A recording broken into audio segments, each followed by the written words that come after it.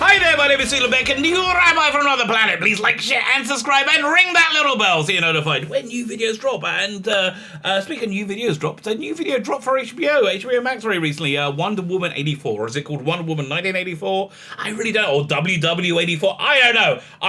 All I know is I watched it, and it was awful. It was really, really bad on pretty much every level. Gal Gadot's always pleasant to see. Pedro Pascal put his heart and soul into it, but mostly it was awful. It was this delusional, hateful view of reality made by a crazy person. We're going to be talking about it in a bit more detail. But then, then something absolutely incredible happened. It got its ass handed to it. And then something even more incredible happened. They said, "Oh, let's have some more of that. Let's have some more of that embarrassment." So we're going to be talking about this because this is a fascinating changing of the guards, as it were, and as we're seeing worlds collide and change. We're going to talk about more in some more detail in a second.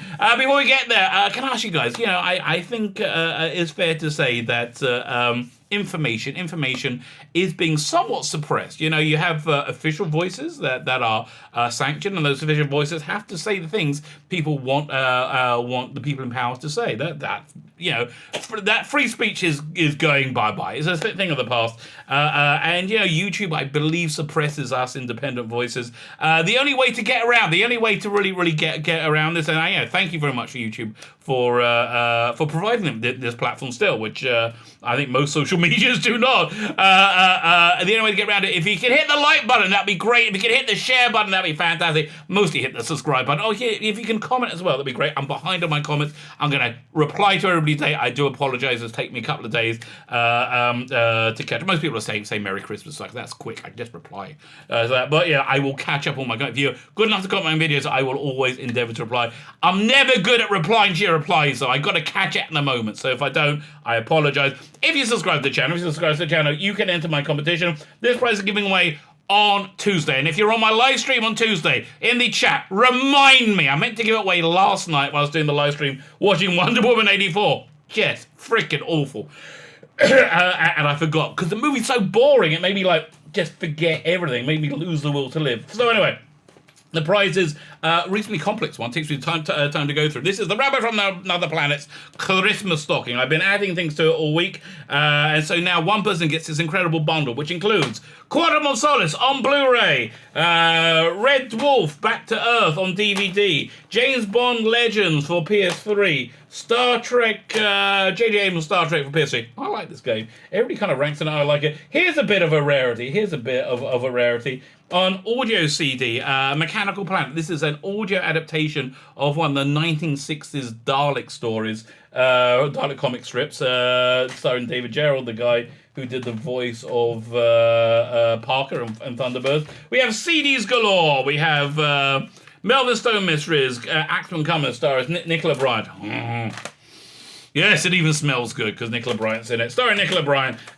We got Kurgan Rising, Highlander, Kurgan Rising, read by Adrian Paul. We got Countermeasures, a pretty good Doctor Who spin-off. Feels more like an ITV show from the 70s. And we got Dark Shadows, Kingdom of the Dead. Woo! And then finally we have, in terms of books, we got this cool Judge Dredd graphic novel, Judge Dredd Justice 1 in Judge Dredd in space! And unlike Discovery, they're not doing crying and hugging in space! And finally, the Nth Doctor, all the Doctor Who stories, all the Doctor Who movies that were never made. Really kind of a fascinating book. I do enjoy that book. All you need to do to win it, subscribe to the channel, which is the reason I do this crap. Subscribe to the channel, and in the comments leave the hashtag Merry Christmas one and all. Go check the video notes. Everything you need to know to win is right there. Also, contractually, I forgot to plug my Indiegogo. I got a sign-up list for my Indiegogo going on, which is... there you go.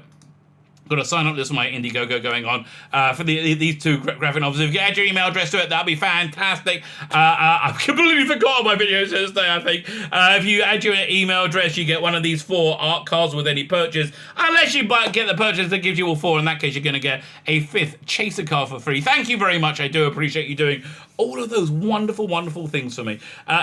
So, I think somebody appreciates somebody doing wonderful things for them is Patty Jenkins and Gal Gadot. They laid a a turd. They laid a massive stinker with Wonder Woman 84. Like an absolute, it was a movie done without any oversight. It was a bunch of people who don't really understand the genre because they're girls. And I hate to be the one to break this to you, right?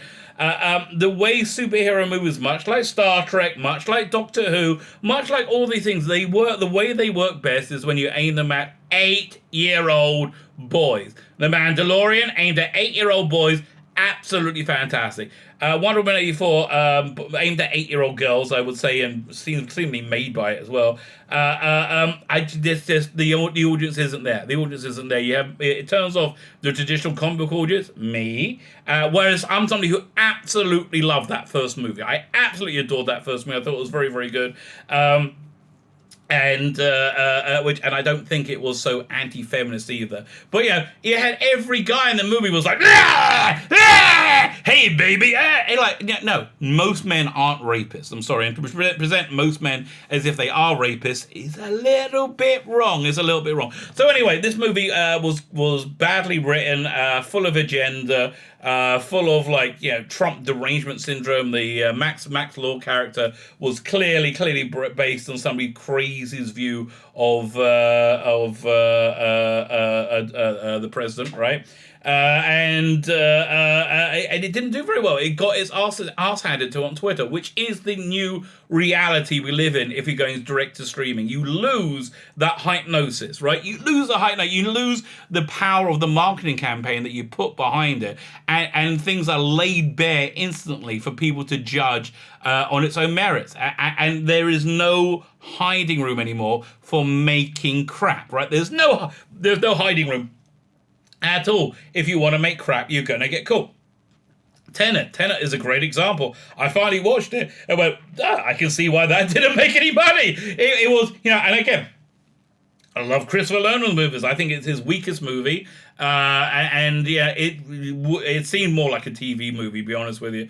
It just didn't really work very well. So anyway, that's the new reality we live in, where there is no...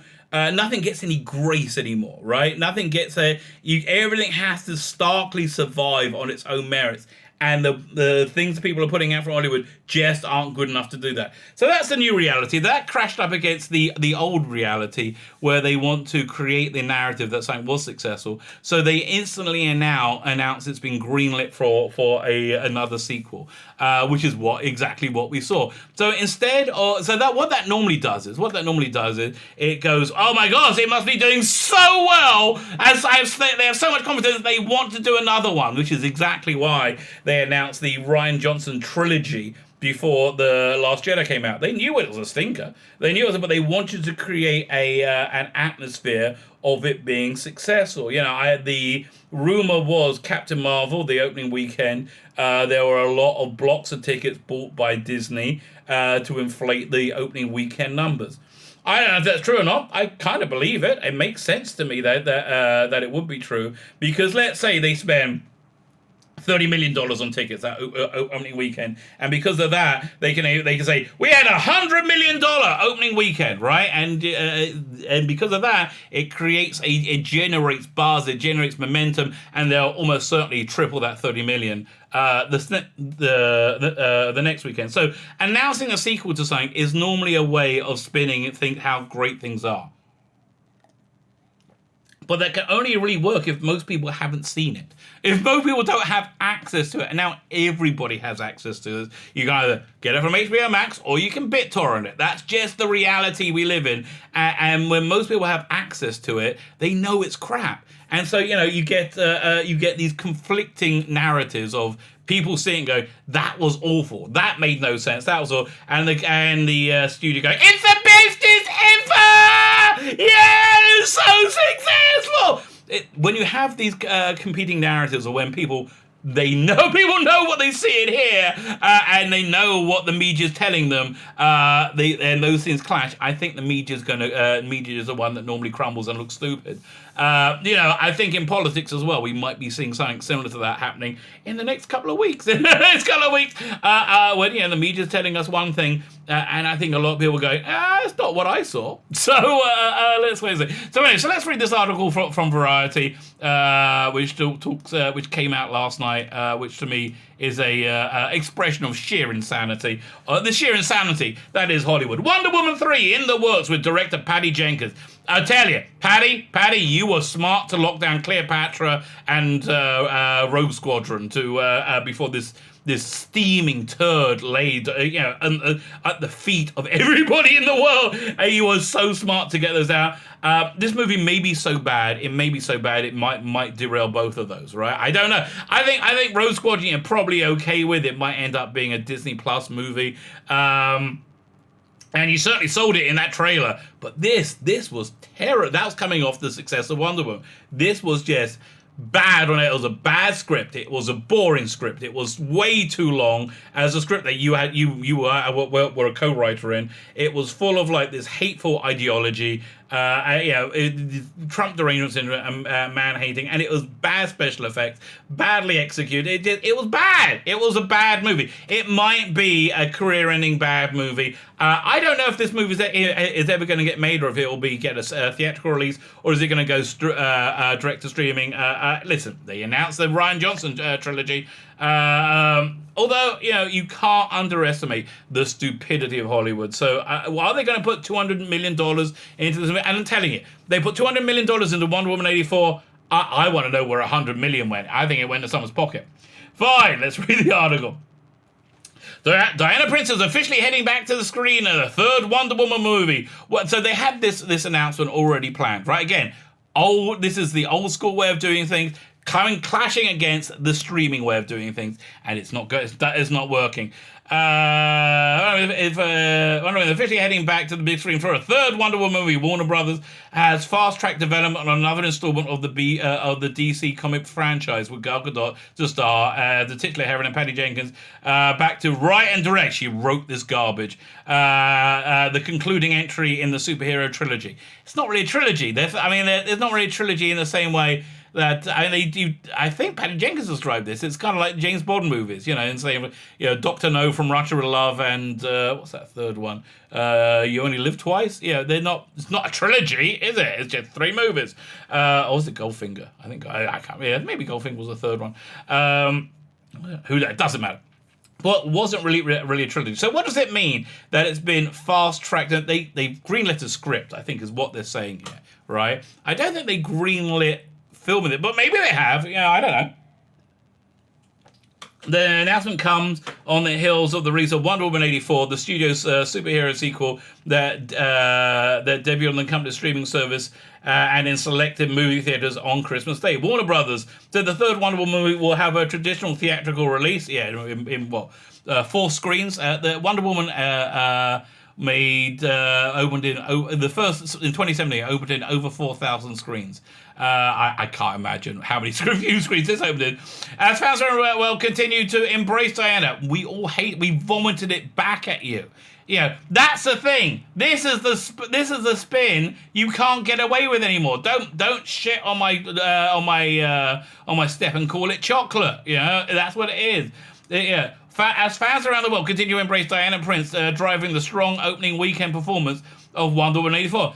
It's strong weekend performance of us ranking on it and hating it. It did terribly. Again, who are you trying to kid? We're excited to be able to continue our story with our real-life Wonder Women, Gal and Patty, who will return to conclude the long-planned theatrical trilogy, says Warner Brothers chief Toby Emmerich. You sound a little bit white and male, Toby. I hope you're not. So we know that is verboten in Hollywood there. Though many opted to watch Wonder Woman 84 at home, the film still generated surprisingly robust ticket sales, at least for pandemic times, pandemic times. So what? Do you multiply that money you make because of the pandemic? If you make $1 instead of 20, do you then able to put that dollar into a machine and get out 20 back? No, the money you made is the money you made. The money isn't that great. So Wonder Woman collected. Wait for this. 16.7 million from 2,100 North American theaters. So check this out. It was about 4,100 for Wonder Woman 1. So double. So you would if they had double the theaters, right, in 2017, and in 2020 they made 16.7. You would have thought they would just double that to get their take, right? So 16.7 times 2 is what, 33.4 million. Did they get 33 point more in 2017? They actually got 103 million with double the amount of screens. That's the state that the movie industry is in. 16.7 million is a flop. It's a flop. Mixed with the terrible online reception, this is a huge stinking flop in any way that you wish to spin it. And I understand you're spinning it as success. It's not.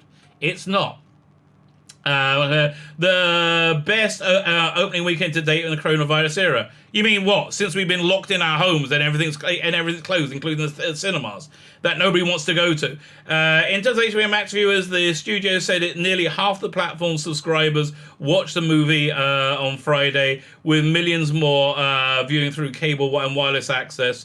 HBO Max, which is currently launched in May, is currently at 12.6 million viewers. So you're saying it's got 6.3 million viewers? That's bad for an episode of Doctor Who on a bad day, right? What? You say you got 6.3? Maybe through other platforms. Let's make it getting up to 10 million, maybe on other platforms. It's terrible. That's a huge, massive flop. I'm sorry, a country of, 320 million. Really? You got 6? And you're giving it away for free. HBO Max has a 7-day free trial. That's pretty bad. 10184 broke records and exceeded expectations. How low were your expectations, right? Did you think you're gonna release this movie and it would just shoot diarrhea out of the screen to everyone, right? Instead of actually playing. Did you think that was gonna? Because in that case, you're right. It did exceed your expectations. If your expectations were it to be popular and well received, not so much. And key viewing and subscriber metrics in its first 24 hours on the service. And the interest and momentum we're seeing indicates it's likely to continue beyond the weekend. People are going, is it really that bad? Is it? And yeah, it is. It's really, genuinely, properly that bad. In the weekend, we were seeing it indicates interest and momentum that we're seeing indicates likely continue beyond the weekend. Said, oh really? So this $200 million turkey it's good for what? 24 hours? Not good, mate. Not good. Says Andy Fossell, head of also sounds like a white male to me. Head of Warner Media's direct-to-consumer business. During these very difficult times, difficult for you because you make utter shite, and then you're telling us that it's wonderful. Why didn't you make something good? Make something good. Make something not full of agenda.